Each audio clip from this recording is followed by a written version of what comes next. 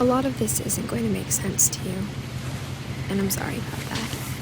I'm just going to start at the beginning, with the house.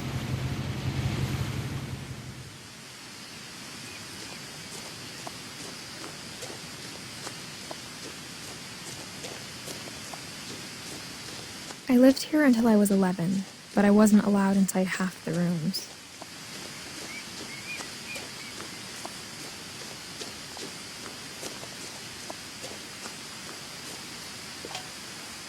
Inside the mailbox were bills from 7 years ago, marked urgent, open immediately.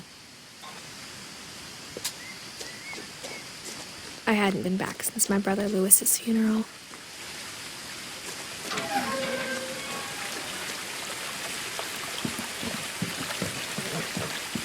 In her will, my mother left me a key but didn't tell me what it unlocked. Maybe she thought I'd know, or she thought that the mystery would be enough to bring me back.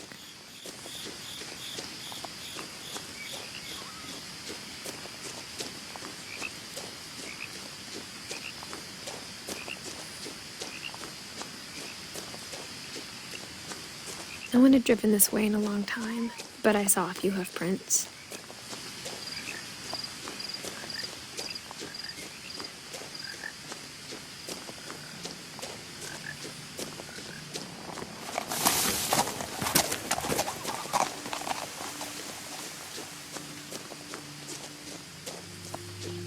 The truth is, even after I inherited the house, I never thought I'd come back to it. But now I had questions about my family that only the house knew the answers to. The house was exactly like I remembered it, the way I'd been dreaming about it.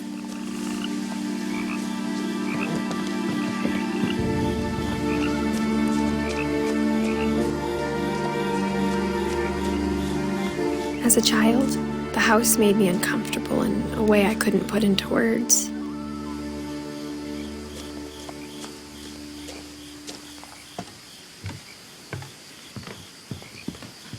Now, as a 17-year-old, I knew exactly what those words were. I was afraid of the house.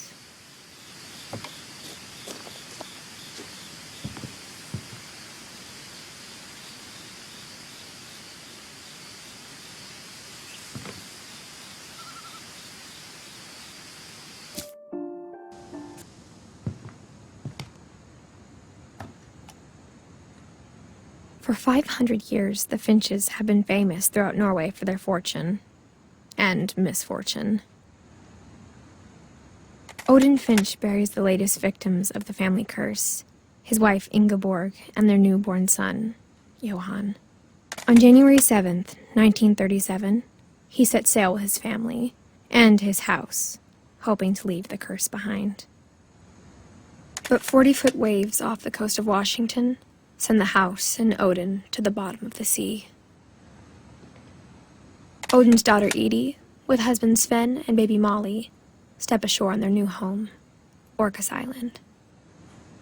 Odin Finch is the first to be buried in the new family cemetery. His daughter Edie is already dreaming of a new Finch house.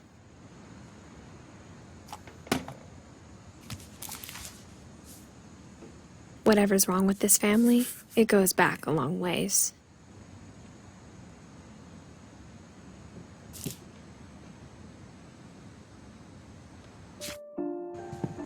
I got the sense Edie had spent a lot of time here, before my mom sealed the doors.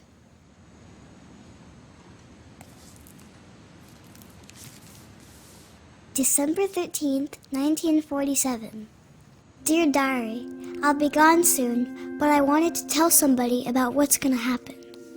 It started when Mom sent me to bed without dinner. I woke up and I was starving, so I looked around for something to eat. The gerbil food was dry, but I didn't mind it.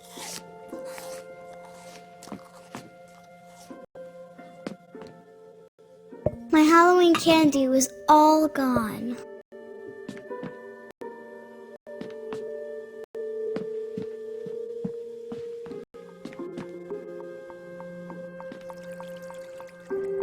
I thought about eating Christopher, but I held back.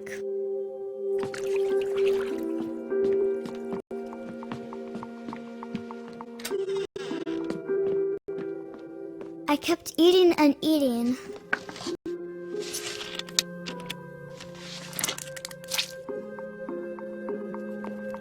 I ate a lot of things that night.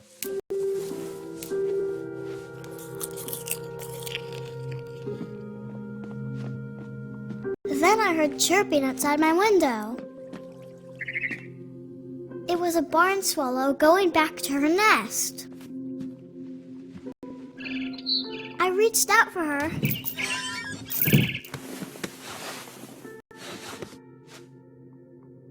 And suddenly, I was a cat.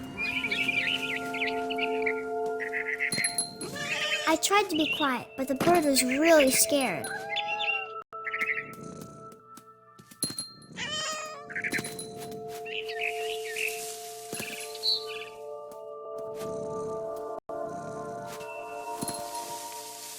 Mom and Dad didn't even look at me.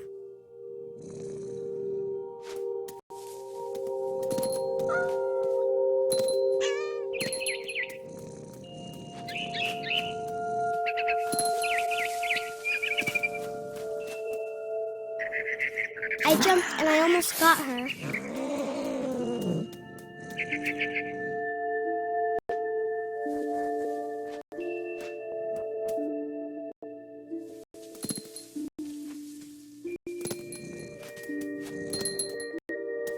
I could tell she was getting really tired.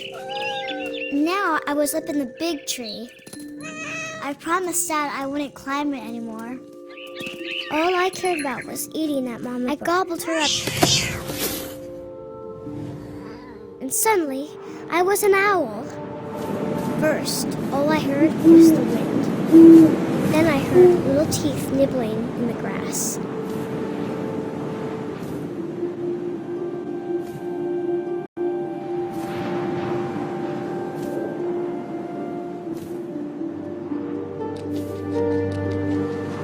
Rabbits.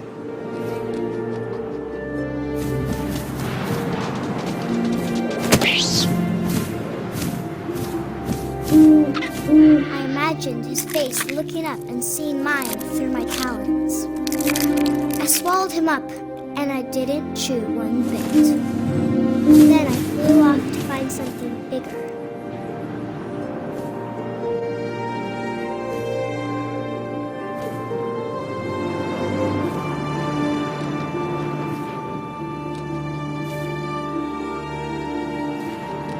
A mama rabbit.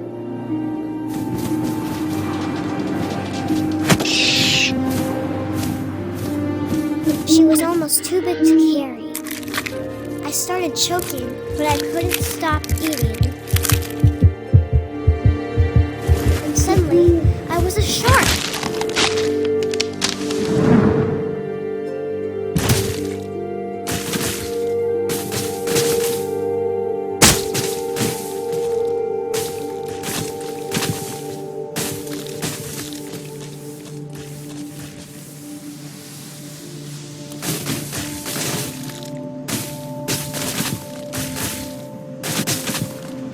Off the cliff and into the ocean.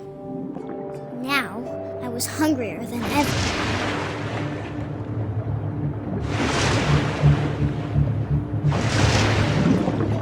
I wanted fat, juicy seals.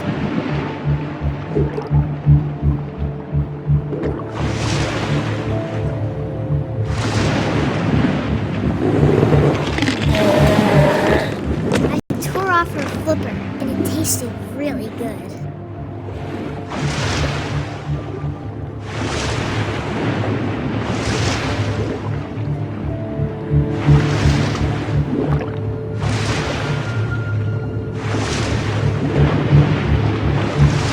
grabbed on tight. And when I was so hungry, I jumped out of the water. When I opened my eyes, everything had changed. Now I was a monster, and I smelled people everywhere.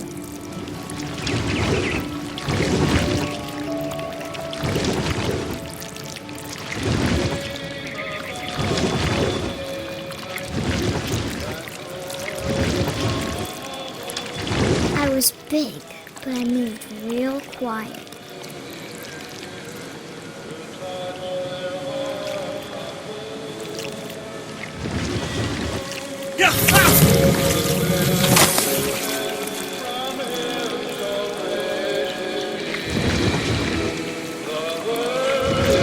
I wanted to stop, but also I didn't.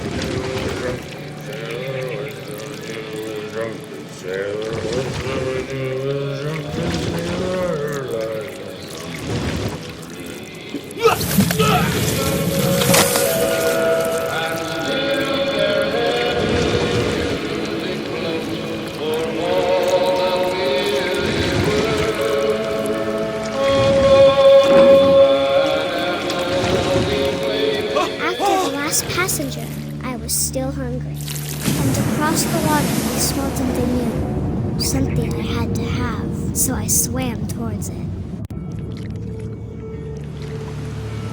I slithered onto the sand, and the good smell went into an old pipe.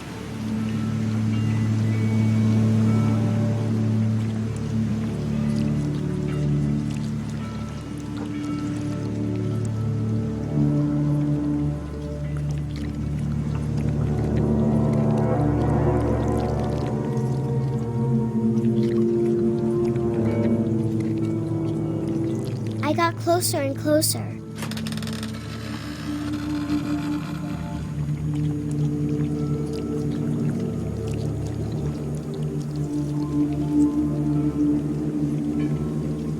All of my stomach started growling. And suddenly, I was me again. I held my breath for a long time, but I couldn't hear anything. I think it's waiting for me to fall asleep. But it's not going to wait much longer. It needs to feed, and we both know I will be delicious.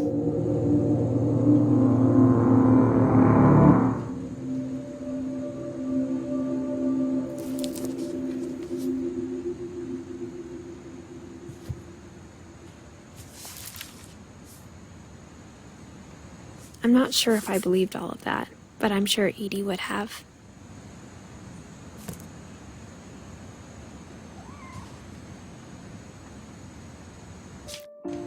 Growing up, I always thought of Barbara as a child star.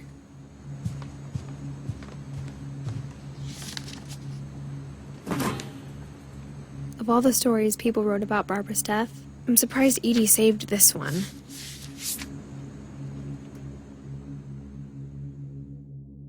Old Jack here with another ghastly tale inspired by America's most unfortunate family. I'm calling it The Surprise Ending of Barbara Finch. As a child star, Barbara was famous for her scream. Now at 16, she was all washed up. A has-been. But in a lucky break, she'd been asked to perform her signature scream at a local convention for monster movie fans. It was just the boost her career needed. Unfortunately, her scream hadn't aged well. Getting better. I think you just need the right motivation. Her biggest fan and current boyfriend, Rick, was about to demonstrate when... Now that was a great scream. It was Barbara's father, Sven. He'd slipped into a table saw and had to be rushed to the emergency room. So Barbara got stuck babysitting her youngest brother, Walter. Her convention comeback was cancelled. Okay, I'm hearing frustration, but I'm not hearing terror. What if I tried... A gang of hoodlums in Halloween masks have been terrorizing Orcas Island tonight. Police are urging residents to... That came from the basement. You're right! Also, I loved your delivery on that. Why is your basement door locked? Because my dad likes making puzzles and secret passages. There's a key hidden in the music box. The secret is to keep winding and winding until finally the key pops out. Thanks, babe.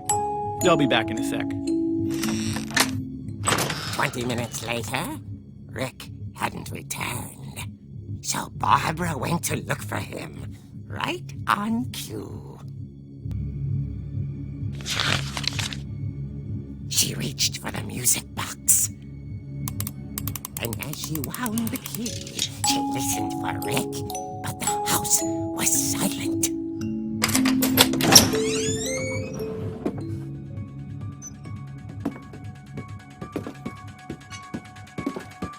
She found Rick's crutch and imagined the worst.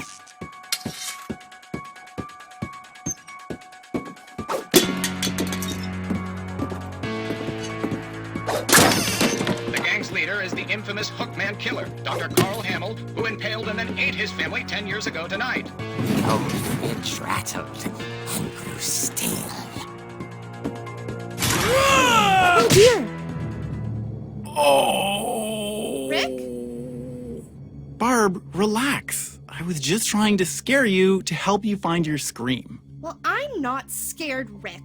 I'm furious. Then act furious. All I'm getting from you now is that you're hurt and confused and She threw him out, but she kept a little something to remember him by. Barb, have you seen my other crutch? And she was still holding it when she fell asleep watching the late picture show. Hours later... Barbara! Walter, what's going on up there? Ah! Okay, I'm coming up, but if this is a trick, you're dead, Walter.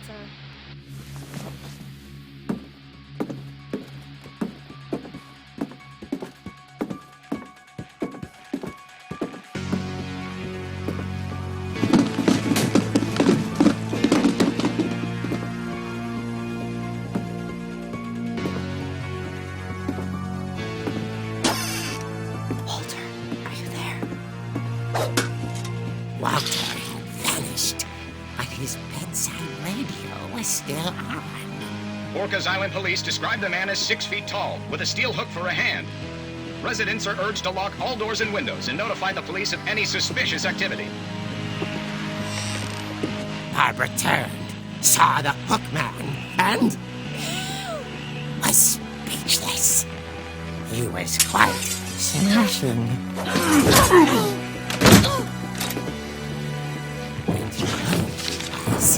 He couldn't get enough of Barbara.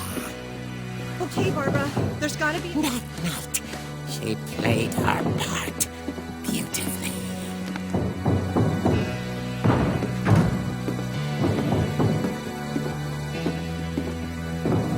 Molly's door hadn't been opened in years. The hinges groaned.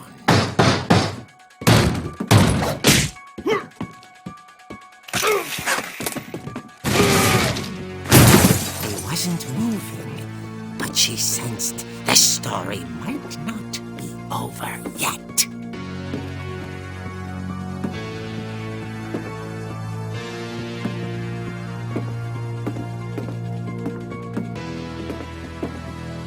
The hookman had vanished.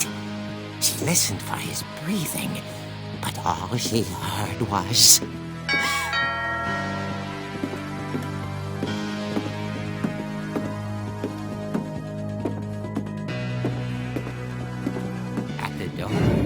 She heard whispering. It was coming from inside the house.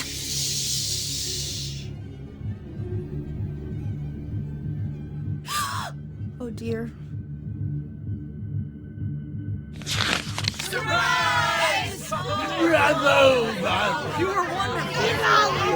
The monsters had come to surprise her.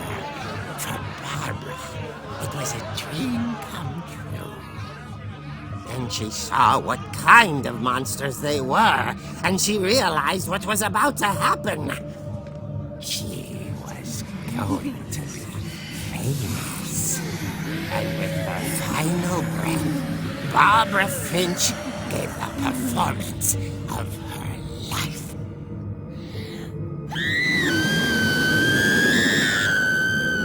I wasn't there myself, but I hear Barbara was magnificent. Poor girl. She had a taste for stardom. But unfortunately, so did her fans. Of course, the police blamed it all on poor Rick, who disappeared the same night. And little Walter, hiding under his bed the whole time. He took it all pretty hard, but that's another story. As for Barbara, tucked inside the music box is all they ever found of her. Her ear. Now that's what I call a real eerie tale.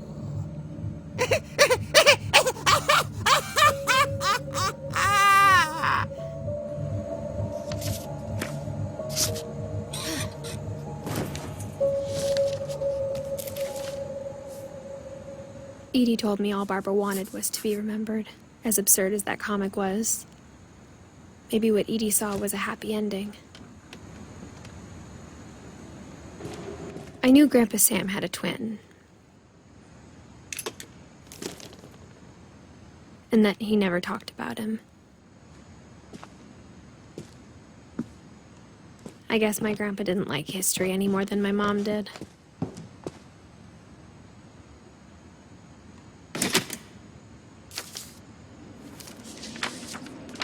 How I Want to Remember My Brother by Sam Finch. The thing I remember is that when he made up his mind, that was it. My brother said he'd die before he ate another mushroom, and he did. At Barbara's funeral, we swore we'd never be afraid again, and he wasn't. I think Calvin always wanted to fly.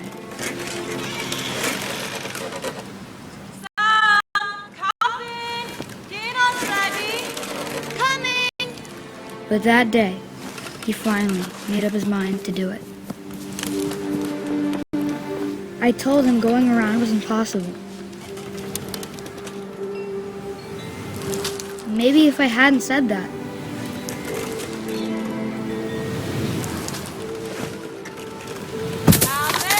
I'm not gonna tell you again. maybe if the wind hadn't picked up,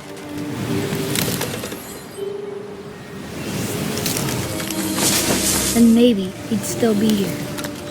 But I doubt it. I think he'd already made up his mind.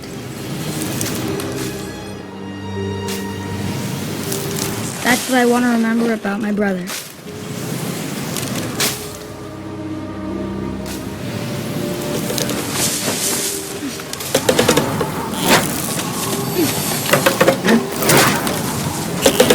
The day he made up his mind to fly. And he did.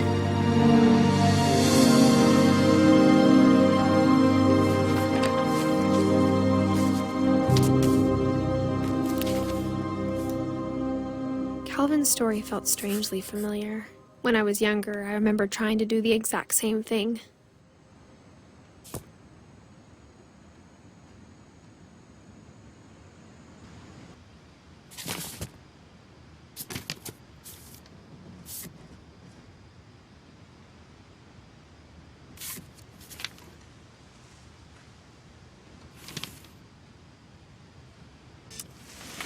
Dawn, I promise, you'll never forget this weekend. Yes, sir. These memories are going to last a lifetime. Hmm? Perfect. Am I gonna have to shoot anything? It's gonna rain the whole weekend, isn't it? I will never forget this weekend, Dad. That's the spirit. Okay, got it. I'm gonna take some pictures, okay? Just be careful. That camera's older than you are.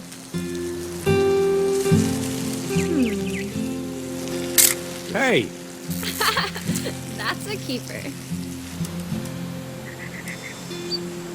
I'm just saying, I'm not always gonna be here, Don. You'll need to remember this stuff, if you want to survive. I'll be fine, Dad. Dad! Good eyes, Don.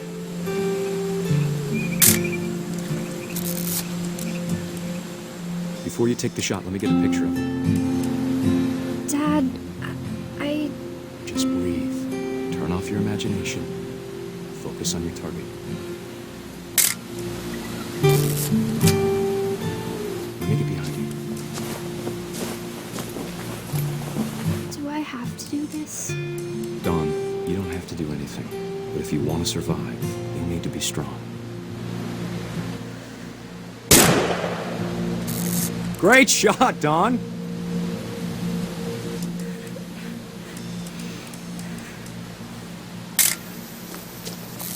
I'm proud of you, Don. Always remember that, okay?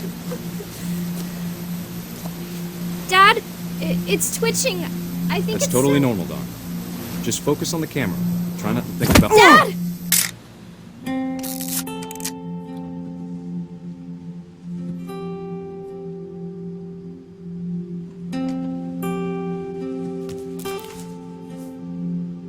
Of all these stories, that's the one I wish most that my mom had told me.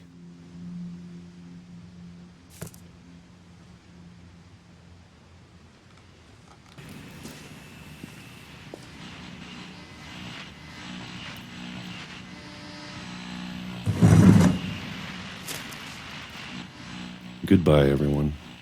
I can't believe I've been down here for 30 years.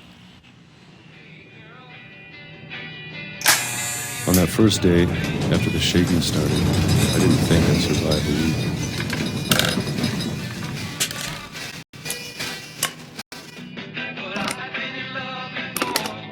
week. But after a few days, I settled into a routine. That's what kept me sane. Having a schedule, living for today. I always expected to be dead tomorrow. But if you wait long enough, you get used to anything.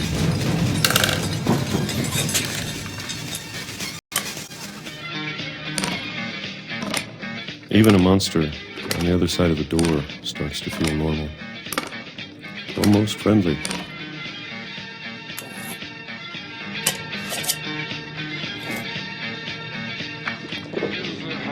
And then one day, everything just stopped. Whatever that thing was, it was gone. Maybe it got tired of waiting. Or maybe I just got tired of being afraid.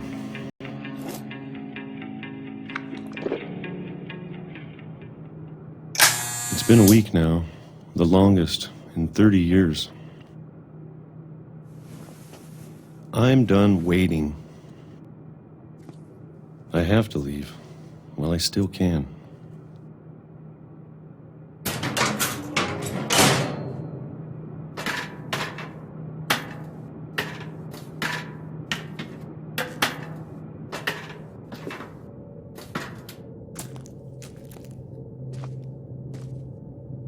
I know it's out there somewhere.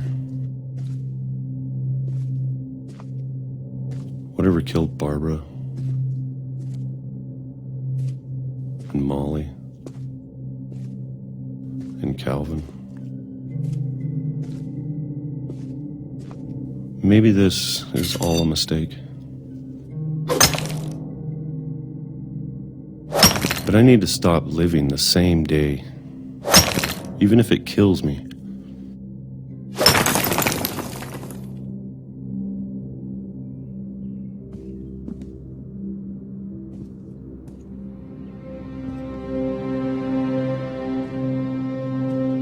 Whatever's out there, I want you to know I'm ready for it. I'm going to appreciate all of it, especially the food. I don't mind if I only have a year left. Or a month. Or a single week. I'd be happy with one new day. I can already imagine the sun on my face.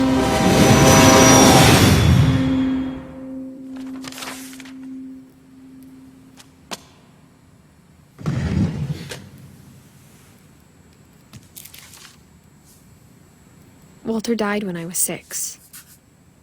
I can't believe my mom never told me he was down here. I can't imagine my mom ever writing poetry, and yet...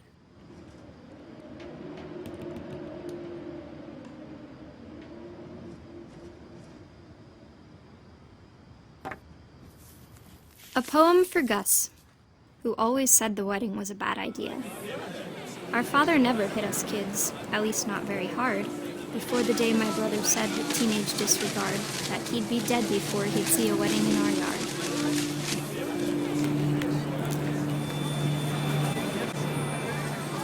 My father made him come, of course, but Gus stood far apart, just flew his kite and bottled up the storm inside his heart.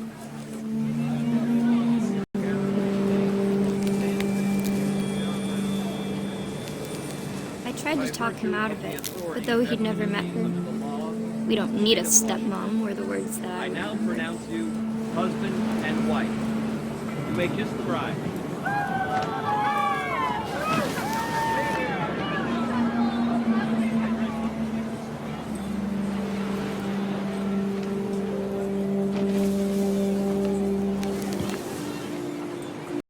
When the time for photos came, Dad ordered him to come here. But Gus declined, and as a sign held up his middle finger.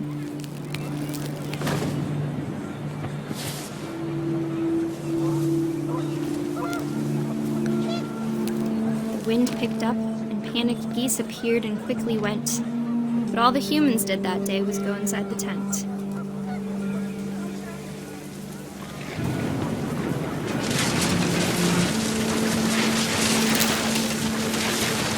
Rain came down in buckets then, but no one seemed afraid that nature might destroy the tent our dad had crudely made.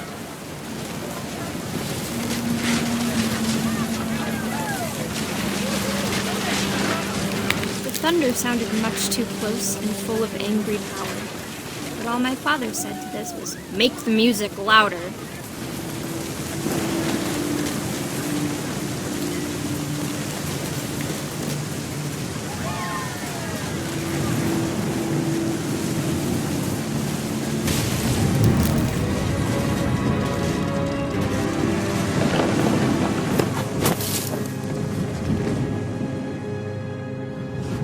I wish that I could truly say I thought about you on that day. Out there on the beach alone, just you, the wind, the sea and foam. But I didn't, until we found you.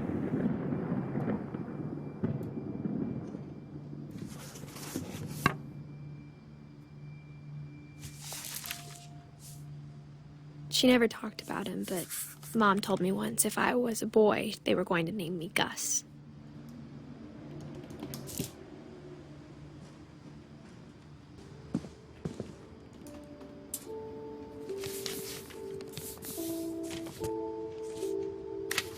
Dear Kay, do you remember the way Gregory used to laugh when he thought he was alone? Like something funny was happening, but only he could see it.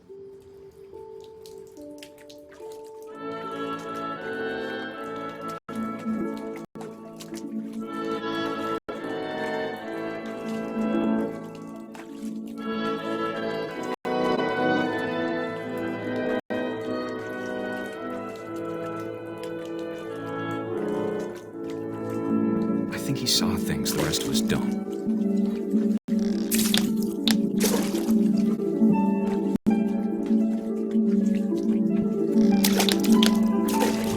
Time's over, Gregory. It's time to... Hold on, sweetie. Hello? Sam, I told you I don't want to talk right now. I wonder what he saw. his world was like.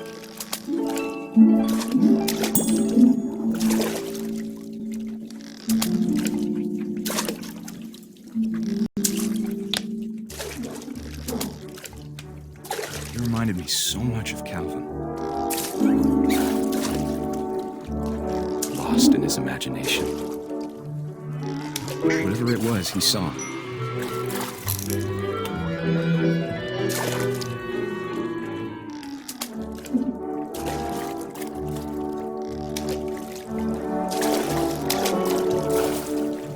It sure made him happy.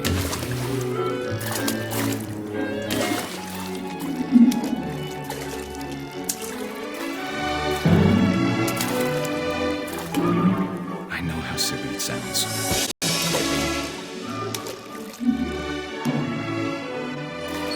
But I worried about a baby being too happy. I could feel him slipping away. Sorry about that, Gregory. I know you did everything you could. Maybe if I hadn't called that night. Damn it. Hold on, I don't want Gregory to hear this.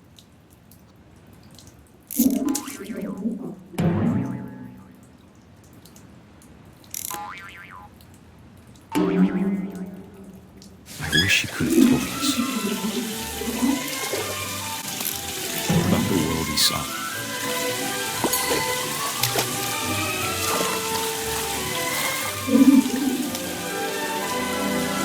There's so much I don't understand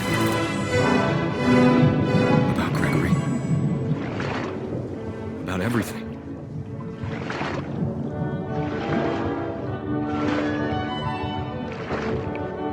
But I know what happened wasn't your fault.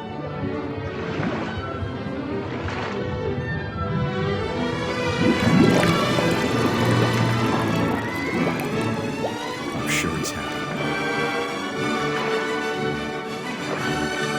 And he'd want you to be happy too.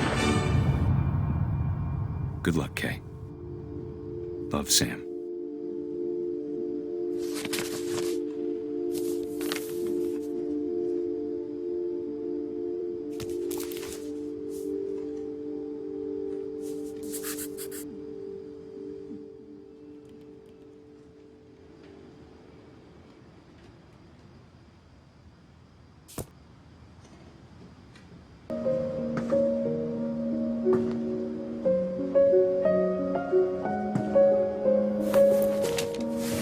Milton Finch in The Magic Paintbrush.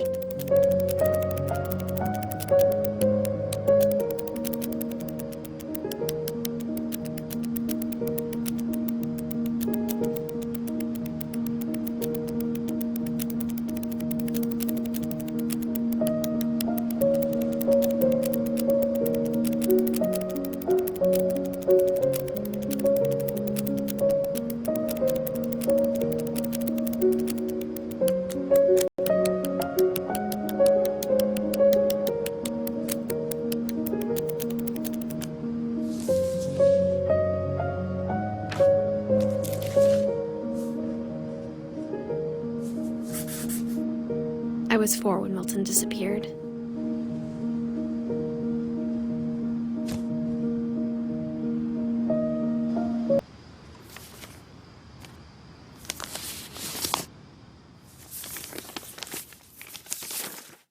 Dear Mrs. Finch, as Lewis's psychiatrist, I can understand your desire for an explanation.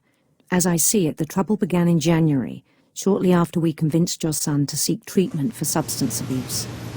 Newly sober, I believe Lewis first noticed the monotony of his daily life.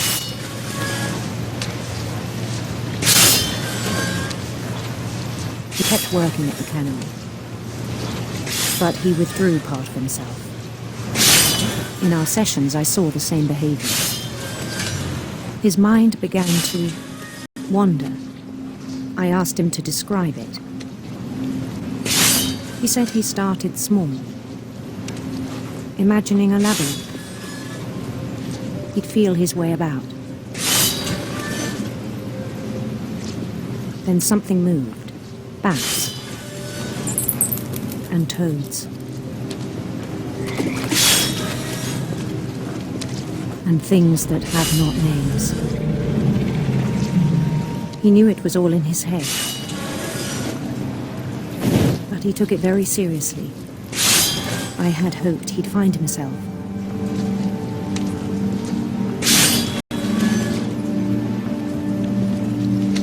But he found something more. I worried about him then. Daydreaming at the cannery. I spoke with his boss. But he said Louis had become a model employee. Methodical, tireless, focused. Like a whole new Louis. So I let him go on.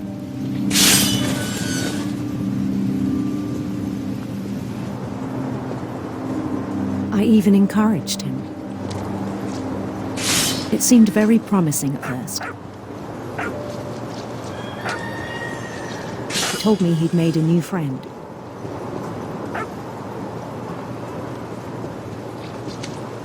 On the edge of a city he named Louis Topia. He built the city up slowly, brick by brick. Then he made musicians.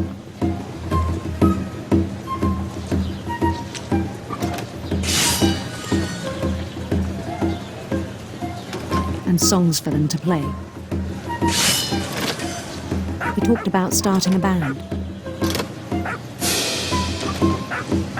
And he was always humming something. Every day his imagination grew stronger. He no longer spoke at the cannery. But his chopping was as reliable as ever. Then one day it struck him that all the cheering crowds, even the stones under his feet, were all in his imagination. So he could do whatever he wished.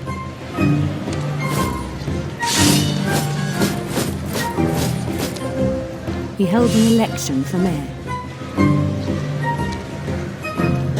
And he won. They begged him to stay, but his mind was already wandering. It became a game for him.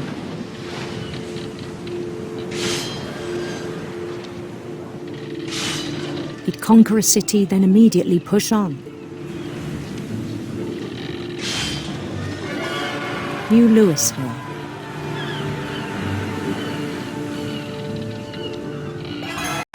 St. Louis. He started drifting away from our reality.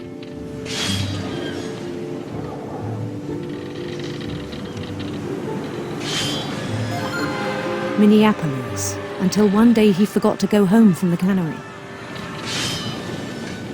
Even as his mother pleaded with him, part of Louis kept sailing on.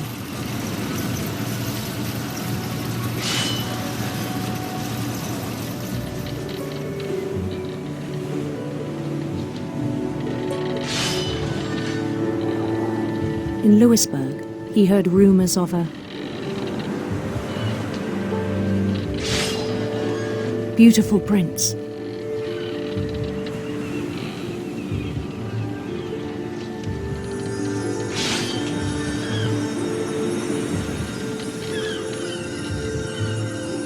The prince was on his own quest for radiant rainbows.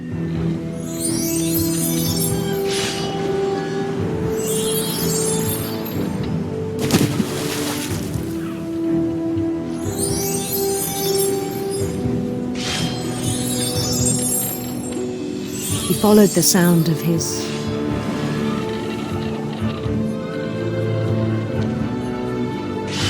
silver harp.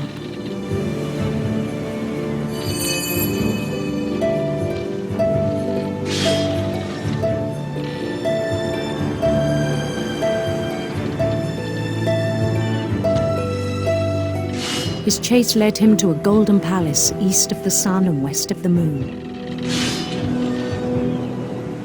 Even then, his logic remained sound.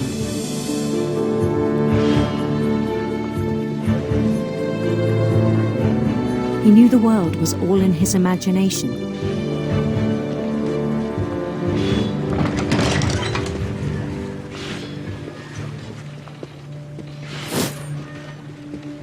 But he was so proud of having created it.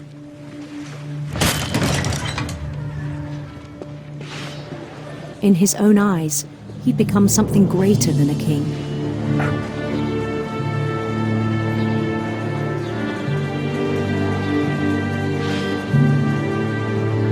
For someone who'd never known success in the real world, I think it was overwhelming. And then it struck him that the real Louis was not the one chopping salmon, but the one climbing the steps of a golden palace.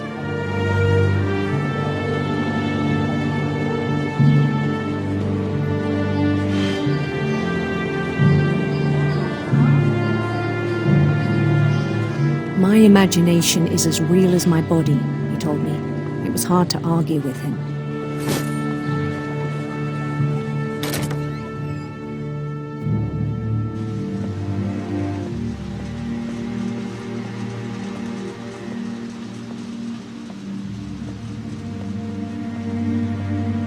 He began to forget the world we know.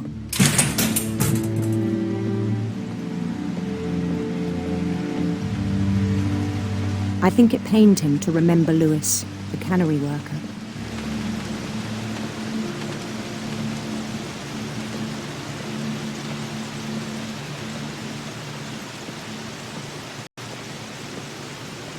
He began to despise the man with a royal contempt.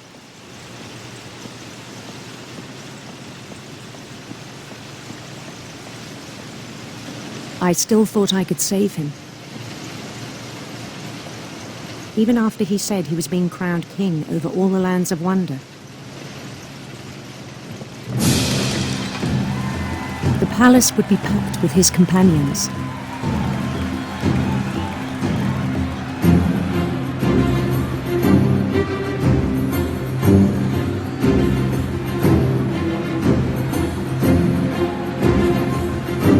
Including the wise Calico who had insisted on advising him.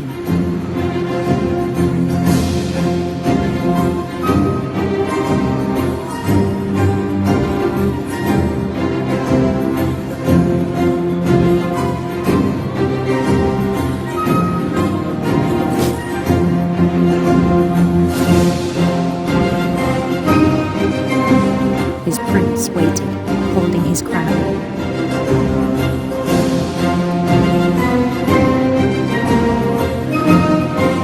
There was only one thing left to do.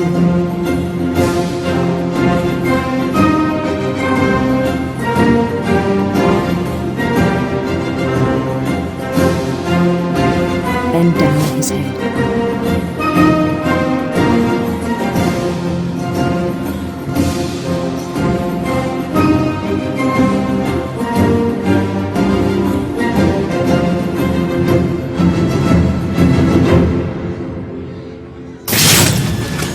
I think you know. Mrs. Finch, your son was a kind man who will be missed by all of us who knew him.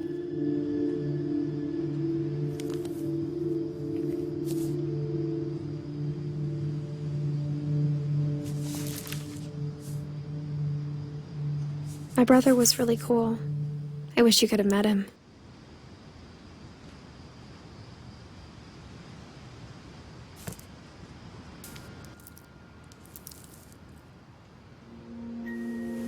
That whole last day, Edie just watched us pack and didn't say a word. Until supper, when she raised her glass and said, "To our final night together, and all our final nights apart." Grandma, you know what I said about alcohol. Some of your medications are very Edith, specific. I left a present for you in the hallway. Why don't you go open it? The grown-ups have to argue now. I'm sorry, you're right. We're all leaving tomorrow. Let's just enjoy our last... I'm not leaving. Edith, you're excused.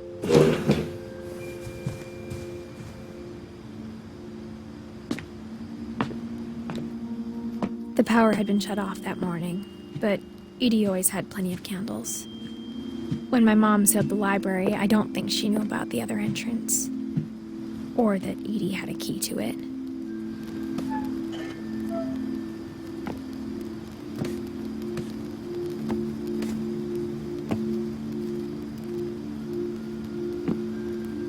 The thing you're afraid of isn't going to end when you leave the house. Edith has a right to know these stories. My children are dead because of your stories. I think it's best if Edith and I leave tonight.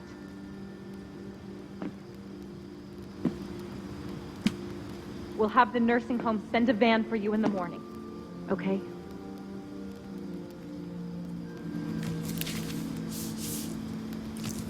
Dear Edith, there's so many stories I wish I could tell you, but there's only time for one. This is about what happened on the night you were born.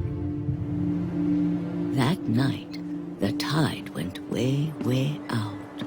It was the first and last time I ever saw the old house aground. There'd been an earthquake out in the middle of the ocean. They called it the lowest tide in 1,000 years. God, it smelled awful. You know, I've seen that house every day of my life.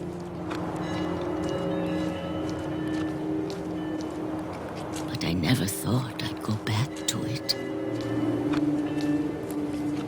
When the fog rolled in, I lost my way.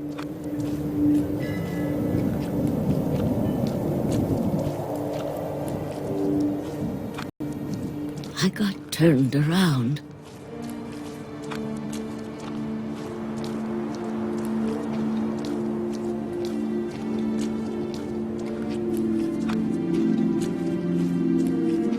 For a while, I wandered. I started seeing things.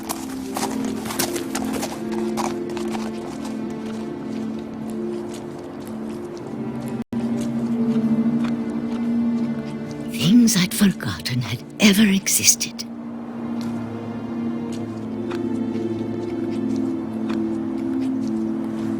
But when I saw them, they felt like old friends.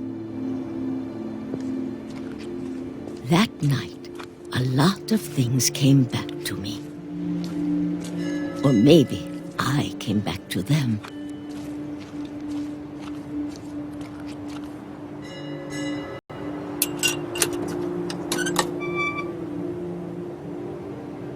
Things I can't explain, but that I need you to try and... Edith, what are you doing in here? It's mine. Edith! Mom, you're gonna rip it! Let go! I kicked and screamed, but Mom dragged me to the car. I never saw Great-Grandma Edie again. The next morning, the van came to pick her up, but she was already gone. After that, we moved around a lot.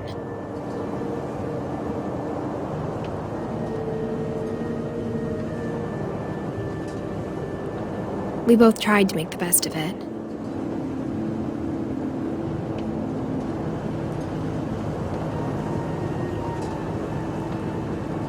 A few years went by.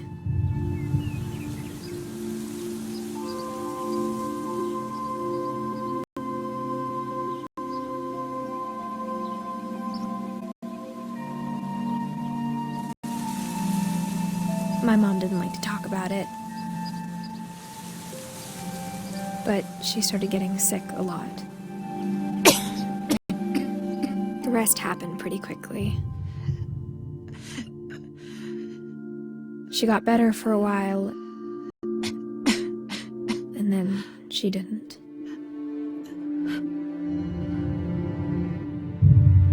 And then I was alone. The last Finch left alive.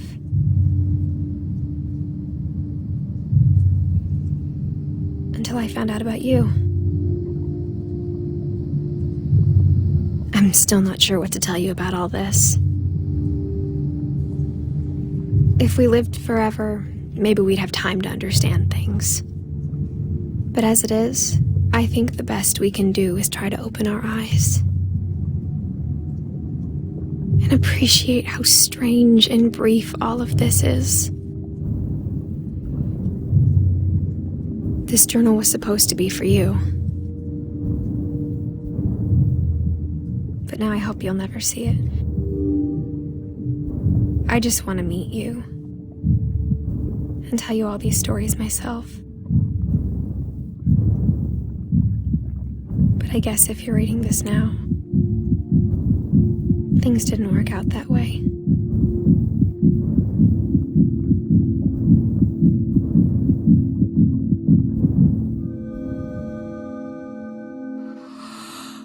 This is where your story begins.